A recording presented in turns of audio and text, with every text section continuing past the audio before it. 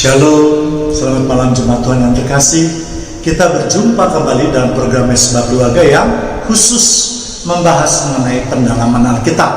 Untuk itu, seperti biasa, kita akan menaikkan beberapa pujian terlebih dahulu sebelum kita mendengarkan pemberitaan firman Tuhan. Untuk itu, saya ajak jemaat Tuhan yang terkasih, mari siapkan hati dan pikiran kita beserta seluruh keluarga kita untuk menaikkan korban syukur kita. Satu pujian dengan apa akan dibalas. Terima kasih Tuhan. Kalau sampai malam hari ini Tuhan, kami masih diberi kesempatan untuk bersekutu dengan Engkau Tuhan. Terlebih lagi Tuhan, kami masih dibolehkan untuk menaikkan korban syukur kami Tuhan, sebagai ucapan terima kasih kami Tuhan atas semua kebaikan Tuhan, atas pemeliharaan Tuhan hidup kami yang sempurna, atas semua berkat-berkat yang Tuhan telah curahkan buat kami Tuhan. Biarlah korban syukur kami pada malam hari ini menyukakan hati-Mu Bapa, menjadi dupa yang harum di hadapan-Mu. Haleluya. Amin.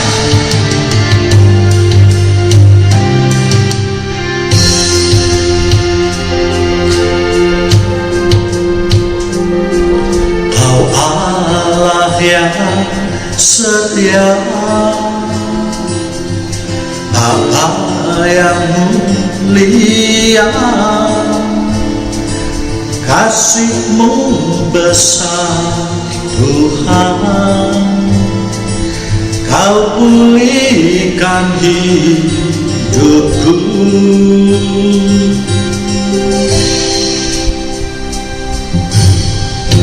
Allah harapanku, hidupku dalam-Mu. Terima kasih Tuhan, Kau selamatkan hidupku. Dengan apa kan ku balas segala kebaikan-Mu?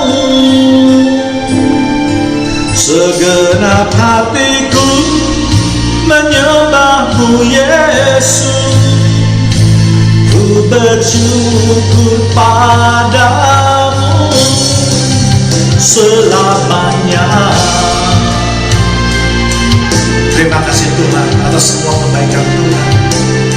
Mari jemaat Tuhan yang terkasih, kita lebih bersungguh-sungguh lagi dalam menaikkan pujian ini.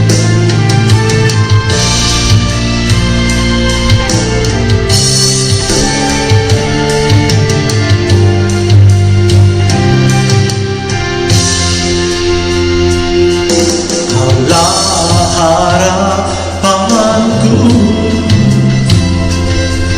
hidupku dalam-Mu. Terima kasih Tuhan. Terima kasih Tuhan, Kau selamatkan hidupku. Dengan apa kan ku balas segala kebaikan-Mu? Segenap hatiku menyembah-Mu Yesus, ku bersyukur padamu. Dengan apa kan ku balas segala kebaikan-Mu?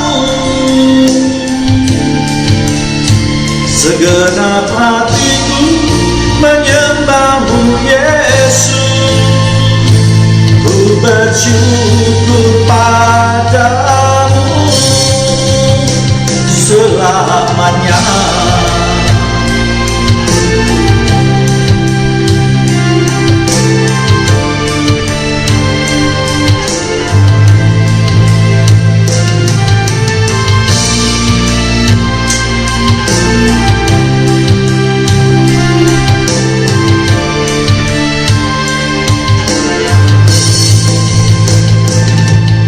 Selamanya,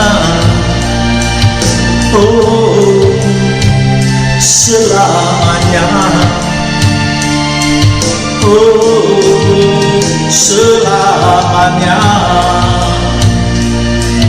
Oh, selamanya.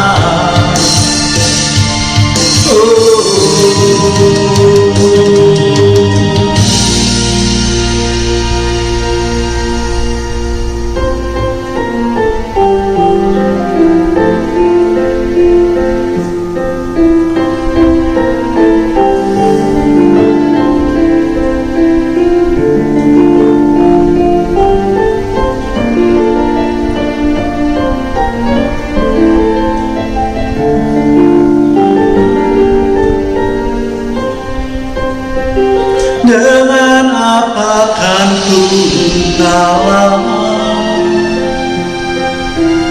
segala kebaikanmu, segenap hatiku menyembahmu Yesus. Ku bersyukur padamu, dengan apa kan ku balas segala kebaikanmu. Segenap hatiku menyembahmu Yesus. Ku bersyukur padamu, dengan apa kan ku balas segala kebaikanmu. Segenap hatiku menyembahmu Yesus. Ku bersyukur padamu selamanya.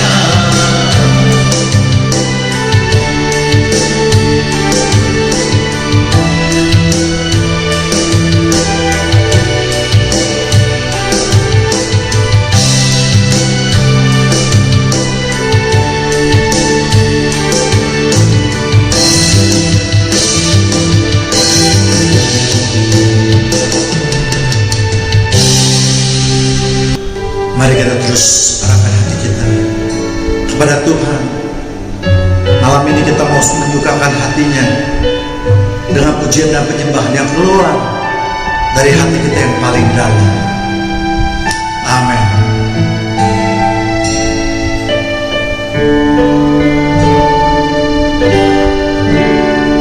Ku tetap cinta,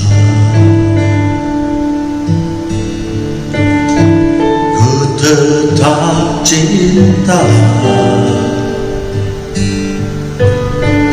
walau badai datang menerpa. Ku tetap cinta, amin. Ku tetap setia, ku tetap setia, walau topan datang menerpa. Ku tetap setia. Terlalu banyak yang Tuhan telah beri, takkan mungkin ku balas dari apa yang ku miliki.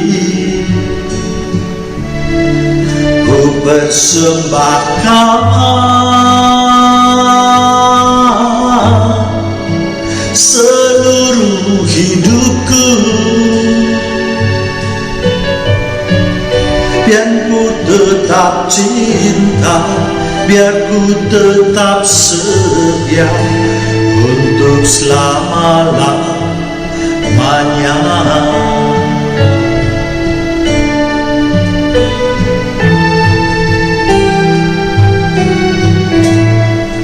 Ku tetap cinta, ku tetap cinta, cinta. Walau badai datang menerpa, ku tetap cinta. Ku tetap setia. Ku tetap setia. Walau topan datang menerpa, ku tetap setia. Terlalu banyak yang Tuhan telah beri. Terima kasih Tuhan. Takkan mungkin ku balas dari apa yang ku miliki. Ku persembahkan seluruh hidupku. Ini loh hidup kami Tuhan. Dan ku tetap cinta, biar ku tetap setia untuk selama-lamanya.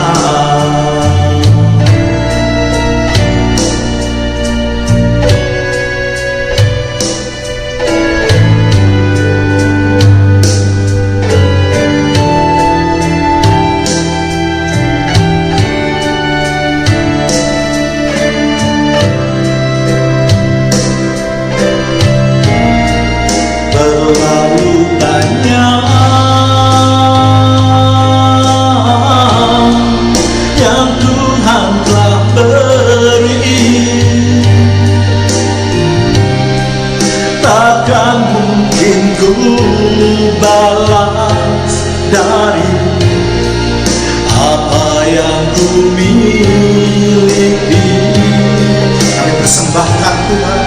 Ku persembahkan seluruh hidup kami, seluruh hidupku. Dan ku tetap cinta, biar ku tetap setia untuk selama-lamanya.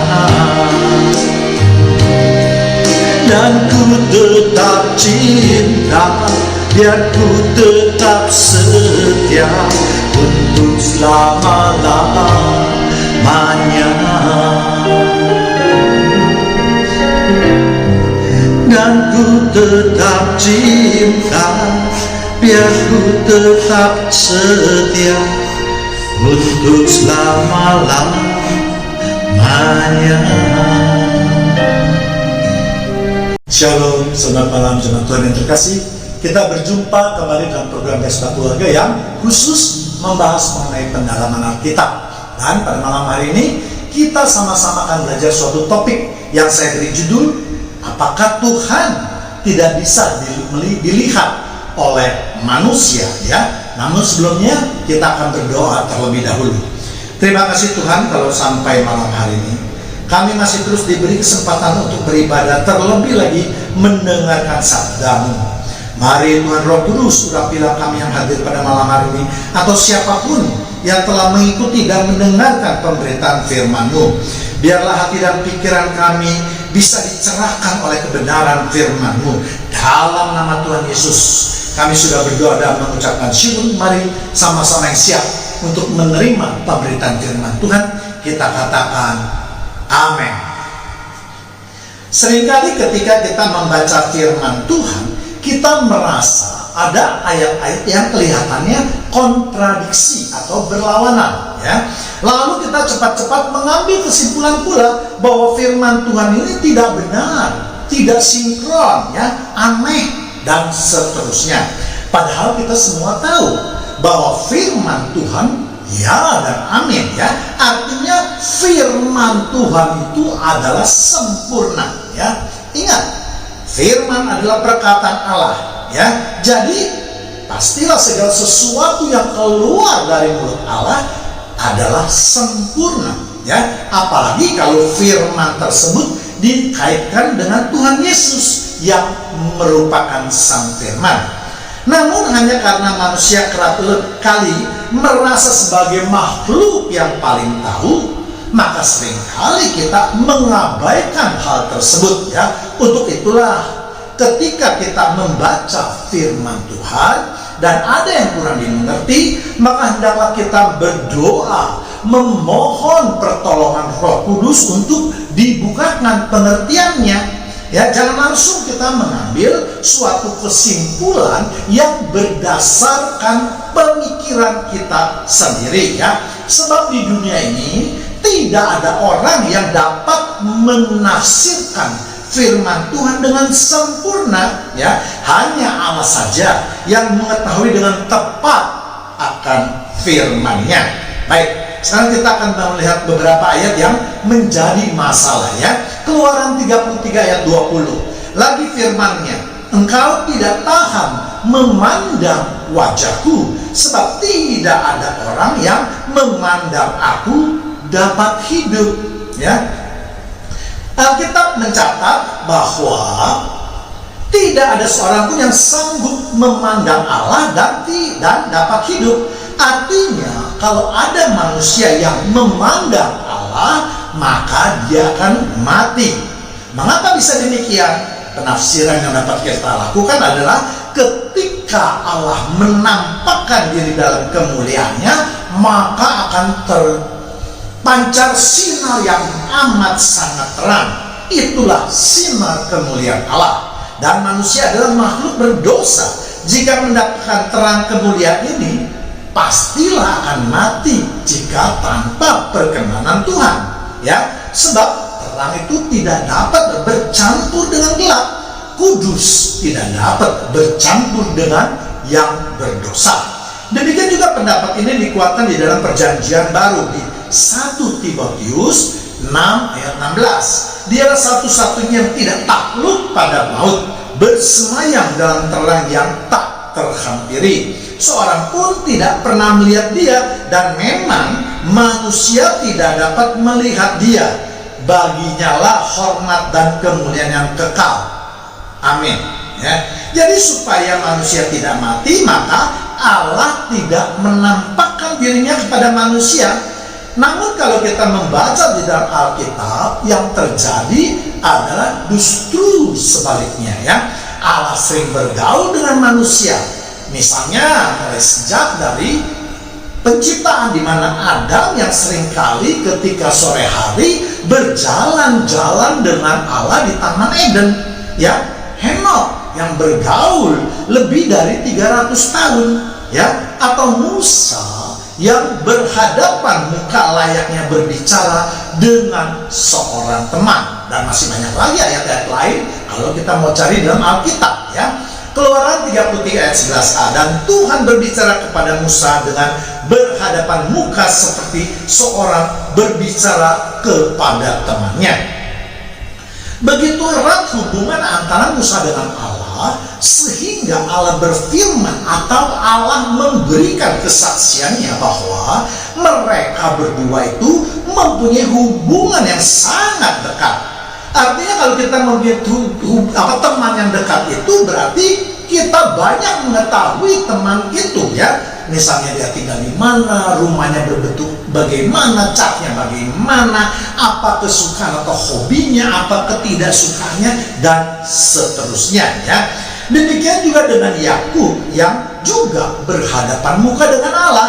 Bahkan dikatakan Yakub bergumul dengan Allah. Kejadian 32 ayat 30. Yakub menamai tempat itu Peniel, sebab katanya, aku telah melihat Allah berhadapan muka, tetapi nyawaku tertolong.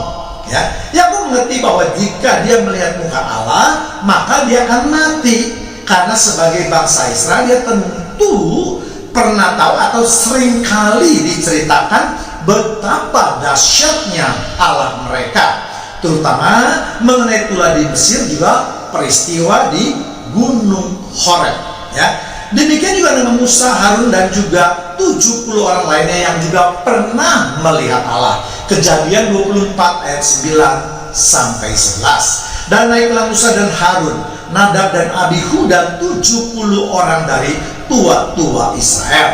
10. Lalu mereka melihat Allah Israel, kakinya berjejak pada sesuatu yang buatannya seperti lantai dari batu nilam, dan yang terangnya seperti langit yang cerah. 11.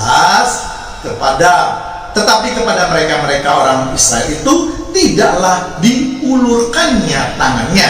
Mereka memandang Allah, lalu makan dan minum, ya. Bahkan mereka tidak hanya melihat Allah, dikatakan Alkitab mencatat bahwa mereka makan dan minum bersama-sama dengan Allah. Dari pemaparan ayat-ayat yang dinyatakan bahwa Allah tidak boleh dilihat, namun Allah juga bergaul dengan manusia. Jelas ini akan menimbulkan interpretasi yang kurang baik, atau bahkan mungkin kontradiksi di dalam pembacaan Alkitab kalau kita tidak dapat memahaminya. Mungkin timbul pertanyaan, mana yang benar? Ya, apakah memang Allah tidak boleh dilihat oleh manusia karena bisa mati, atau boleh dilihat atau bahkan bergaul dengan Allah? Itulah kehendak Allah.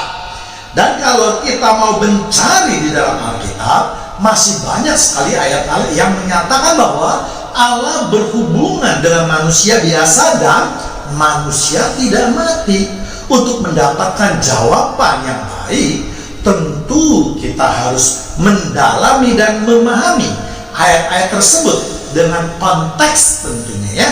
Sebab kalau kita hanya membaca secara harfiah saja, jelas itu bertentangan. Dan kita tahu bahwa kita sebagai umat Allah tidak boleh menafsirkan ayat di dalam Alkitab dengan cara yang berlawanan, ya. Untuk bisa mengerti semua ayat-ayat tersebut yang baru saja saya baca, kita harus terlebih dahulu memahami konsep Allah Tritunggal, ya. Walaupun banyak terdapat kritik maupun perbedaan pendapat, namun perlu saya jelaskan bahwa konsep tersebut adalah nyata, ya. Jangan kita terus memperdebatkan suatu istilah, karena istilah adalah suatu kalimat yang hanya membuat kita untuk menjadi lebih mengerti, ya. Tetapi yang penting adalah fahamilah dasar-dasar atau isi daripada konsep tersebut, daripada terus mempertentangkan arti Tritunggal, Allah Tritunggal, ya. Tanpa memahami konsep itu, maka jelas ayat-ayat tadi akan ditafsirkan dengan cara yang salah, ya. Seperti kita ketahui bahwa Bapa yang di surga, yang disebut dengan 4 huruf kudus, yaitu Yod-Vav-He, atau yang biasa disebut dengan Adonai, memang tidak pernah bisa terlihat oleh manusia, karena Bapa terlalu suci untuk dapat dilihat oleh manusia yang berdosa. Bapa biasanya hanya berperan sebagai pembuat kebijaksanaan atau sebagai perencana. Sedangkan Tuhan Yesus atau Sang Firman yang melaksanakan tugas tersebut yang diberikan oleh Bapa, ya. Dan Roh Kudus adalah roh yang selalu menyertai kehidupan manusia, ya. Semuanya itu hanya mempunyai satu tujuan, yaitu usaha Tuhan untuk menyelamatkan ciptaannya yang seturut gambarnya. Untuk lebih jelasnya, mungkin jemaat Tuhan yang terkasih dapat melihat video saya yang lain yang saya beri judul Fungsi Allah Trinitas. Jadi dalam ayat di dalam Alkitab yang menyatakan bahwa Tuhan Allah itu tidak bisa dilihat itu menyatakan eksistensi Bapa yang ada di sorga, ya. Bahkan Tuhan Yesus pun menyatakan demikian. Yohanes 1 ayat 18, tidak ada seorang pun yang pernah melihat Allah, tetapi anak tunggal Allah yang ada di pangkuan Bapa, dialah yang menyatakannya. Jadi Yesus menyatakan bahwa tidak pernah ada seorang pun yang pernah melihat Allah, maka kita harus mempercayai dan mengimaninya. Namun yang menjadi masalah adalah Allah mana yang tidak boleh dilihat oleh manusia. Sedangkan Allah anak tentu manusia pernah melihatnya, ya. Bahkan anak Allah pernah tinggal di antara kita. Allah Roh Kudus juga pernah kita lihat dalam wujud burung merpati atau api pada hari Pentakosta. Bahkan Allah Roh Kudus berdiam di dalam diri orang percaya, ya. Dengan demikian hanya ada satu Allah lagi, yaitu Allah Bapa. Allah inilah yang dimaksud tidak pernah dilihat oleh manusia, bahkan suaranya pun tidak didengar, ya. Yohanes 5 ayat 37. Bapa yang mengutus aku, dialah yang bersaksi tentang aku. Kamu tidak pernah mendengar suaranya, rupanya pun tidak pernah kamu lihat, ya. Firman ini mempertegas kembali bahwa Allah Bapa yang ada di sorga itu yang mengutus Yesus, artinya segala rencana itu berasal daripada Allah Bapa, dan Allah Anak hanya melaksanakan semua perintah tersebut. Dengan demikian tidak ada urgensinya bagi Allah Bapa yang di sorga untuk menampakkan dirinya. Kemudian kita akan melihat Allah mana yang dapat dilihat oleh manusia, bergaul dengan manusia, dan seterusnya, ya. Tuhan Yesus sudah ada sejak zaman penciptaan. Ketika dikatakan berfirmanlah Allah, maka itulah yang menandakan kehadiran Yesus. Yohanes 1 ayat 1 sampai 3 itu memperkuat penafsiran tersebut. Itulah sebab Yesus mengatakan bahwa dia ada sebelum Abraham ada, bahkan sebelum dunia diciptakan, ya. Yohanes 8 ayat 58. Kata Yesus kepada mereka, aku berkata kepadamu, sesungguhnya sebelum Abraham jadi, aku telah ada, ya. Jadi semua tokoh dalam Alkitab, terutama di Perjanjian Lama, yang pernah melihat Tuhan, pernah didatangi Tuhan, pernah bergaul dengan Tuhan, semua itu tentu yang dimaksud adalah penjelmaan dari Tuhan Yesus Kristus. Misalnya juga pertemuan Abraham dengan Melkisedek, Kejadian 14 ayat 18. Melkisedek, Raja Salem, membawa roti dan anggur. Ia seorang imam Allah yang maha tinggi. Dikatakan tadi bahwa Melkisedek adalah imam Allah yang maha tinggi. Dia membersihkan atau mengampuni dosa Abraham dengan membawa roti dan anggur. Ini adalah sesuatu di luar daripada kebiasaan pada saat itu. Biasanya korban penghapusan dosa itu dilakukan melalui korban bakaran.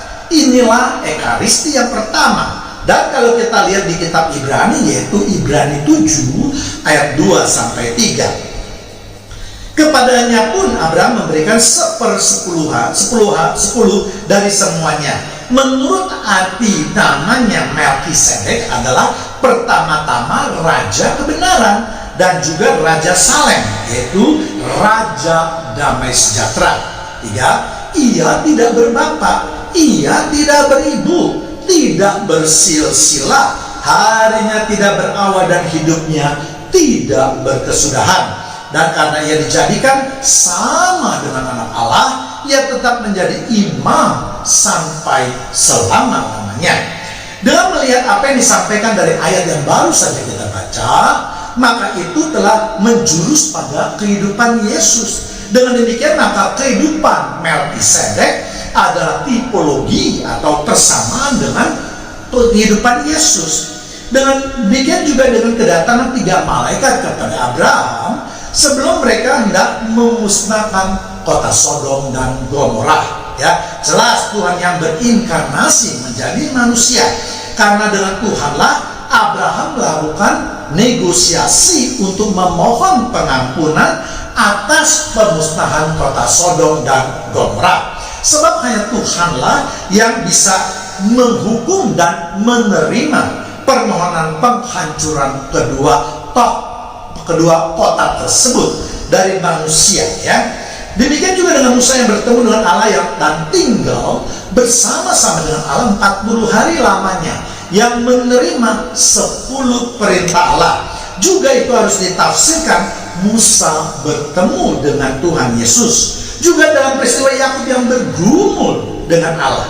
Jadi semua ayat yang berisi di mana Tuhan bertemu dengan manusia dalam wujud apapun juga, itu harus ditafsirkan sebagai Tuhan Yesus, kecuali semak yang berluka, itu baru Roh Kudus, karena Roh Kudus itu adalah roh api, ya.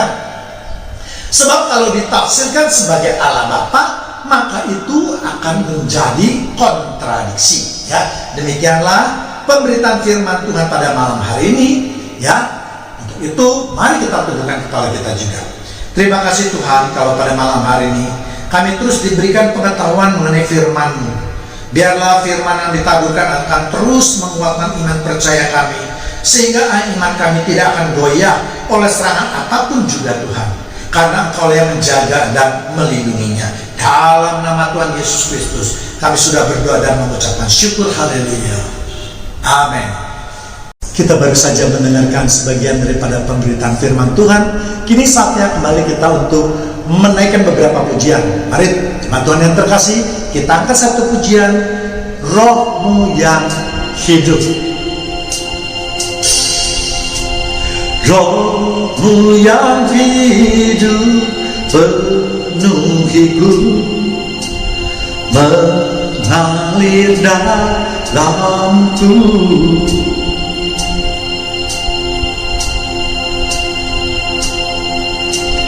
Jiwaku tenang bersamamu dalam naungan-Mu.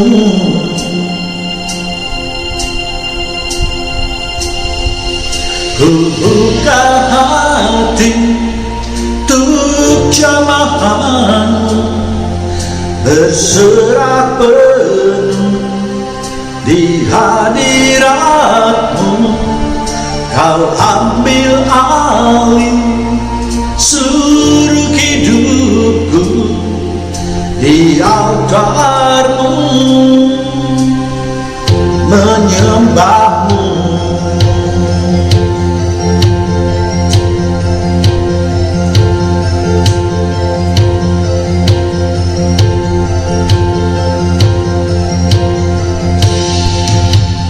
Roh-Mu yang kudus pulihkanku, Engkaulah damaiku. Ku hidup oleh anugerah-Mu yang menyertaiku,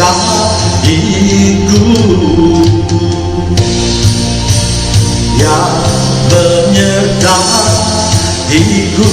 Mari kita angkat suara dan hati kita. Buka hati untuk jamahan-Mu, berserah penuh di hadirat-Mu.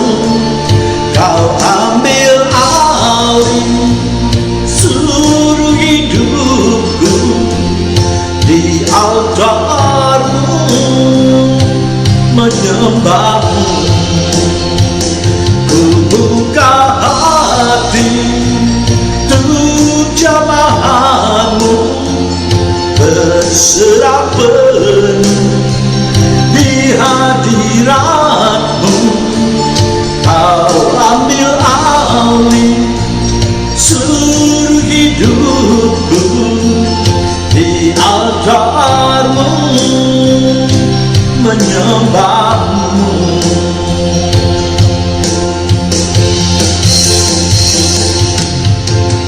Roh-Mu yang kudus pulihkanku, Engkaulah damaiku. Ku hidup oleh anugerah-Mu yang menyertaiku.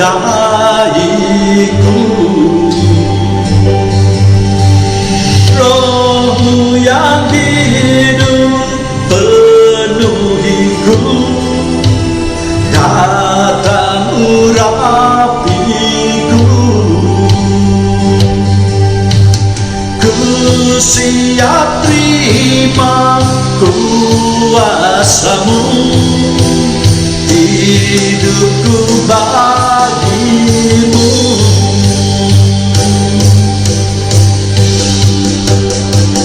Ku buka hati untuk jamahan-Mu, berserah penuh di hadirat-Mu. Kau ambil alih seluruh hidupku di altar-Mu, menyembah-Mu. Ku buka hati untuk jamahan kami Tuhan, berserah penuh di hadirat-Mu. Kau ambil alih, ambil Tuhan seluruh hidupku di altar-Mu, menyembah-Mu. Di altar-Mu, menyembah-Mu.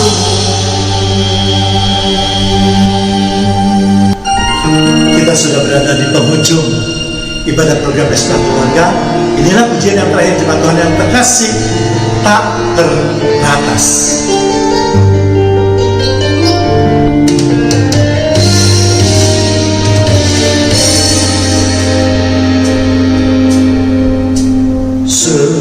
Semusim berlalu, namun Kau selalu peliharaku.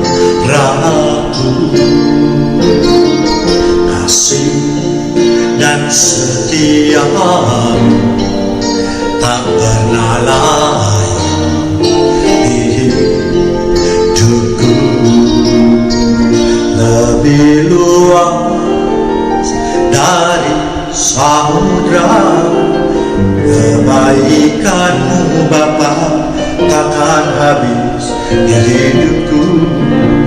Lebih tinggi dari cakrawala, tak terbatas kasih-Mu. Sungguh ku bersyukur.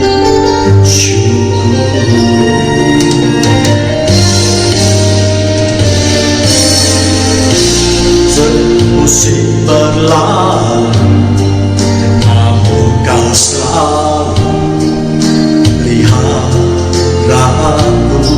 Terima kasih Tuhan, kasih dan setia-Mu tak pernah lain di hidupku. Lebih luas dari samudra, kebaikan-Mu Bapa takkan habis di hidupku.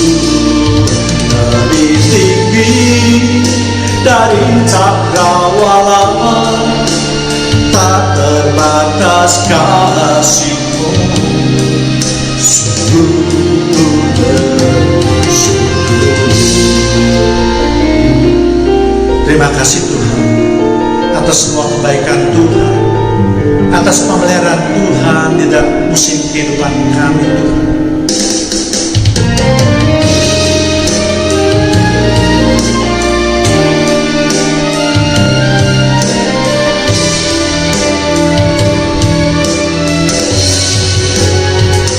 Lebih luas dari samudra, kebaikan-Mu Bapa takkan habis di hidupku. Lebih tinggi dari cakrawala, tak terbatas kasih-Mu.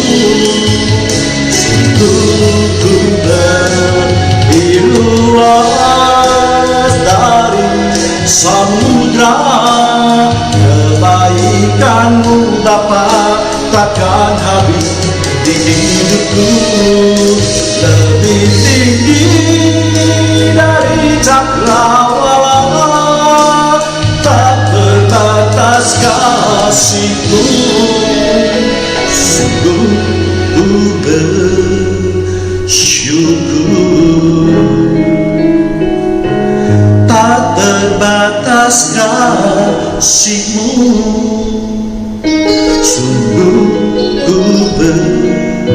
syukur. Demikianlah ibadah mesbah keluarga pada malam hari ini.